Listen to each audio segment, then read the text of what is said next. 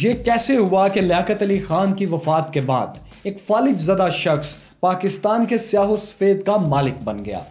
قصہ یہ ہے کہ لیاقت علی خان کی شہادت کے بعد مسلم لیگ نے ایک ایسا فیصلہ کیا جس کے نتائج خطرناک ثابت ہوئے۔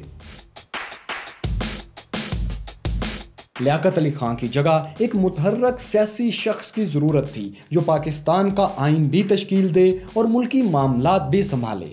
اس لیے گورنر جنرل خواجہ ناظم الدین کو وزیر اعظم کا عہدہ سونپ دیا گیا۔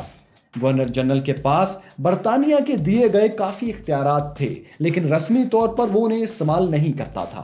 اس لیے وزیر خزانہ ملک غلام محمد کو بے ضرر سمجھتے ہوئے گورنر جنرل بنا دیا گیا۔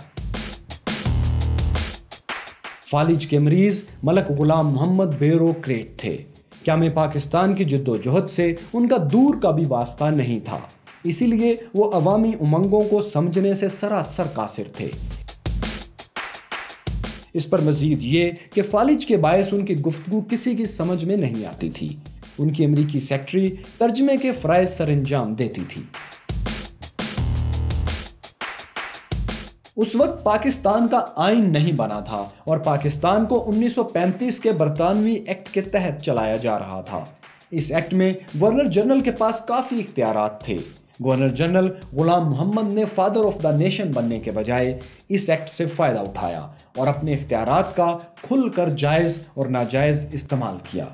ان کے دور میں پاکستان میں دو بڑے اہم واقعات ہوئے۔ ایک یہ کہ مشرقی پاکستان میں بنگالی زبان کی حمایت کرنے والوں پر گولیاں برسائی گئیں۔ دوسرا یہ کہ احمدیوں کے خلاف لاہور میں چلنے والی تحریک کو کچلنے کے لیے مارشل لا نافذ کیا گیا، اور یہ لاہور کی سطح تک نافذ ہونے والا مارشل لا پاکستان کا پہلا مارشل لا تھا۔ اسی پر بس نہیں بلکہ غلام محمد نے اختیارات کا ناجائز فائدہ اٹھاتے ہوئے وزیر اعظم خواجہ ناظم الدین کو برطرف کر دیا۔ خواجہ ناظم الدین نے ملکہ برطانیہ سے اس فیصلے کو کالعدم قرار دینے کی اپیل کی، لیکن بدقسمتی دیکھیے کہ برطانیہ جو خود کو قدیم ترین جمہوریت کہتا ہے، اس نے یہ جمہوری درخواست ماننے سے انکار کر دیا۔ ملک غلام محمد نے خواجہ ناظم الدین کی جگہ امریکہ میں پاکستانی سفیر محمد علی بوگرا کو وزیر اعظم بنا دیا۔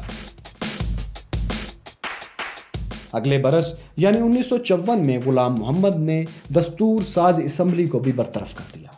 حالانکہ اس وقت پاکستان کے پہلے آئین کا مسودہ تقریباً تیار ہو چکا تھا۔ کہا جاتا ہے کہ اسمبلی توڑنے کی ایک وجہ یہ تھی کہ نئے آئین میں گورنر جنرل کے اختیارات کافی کم کرنے کی تجویز تھی۔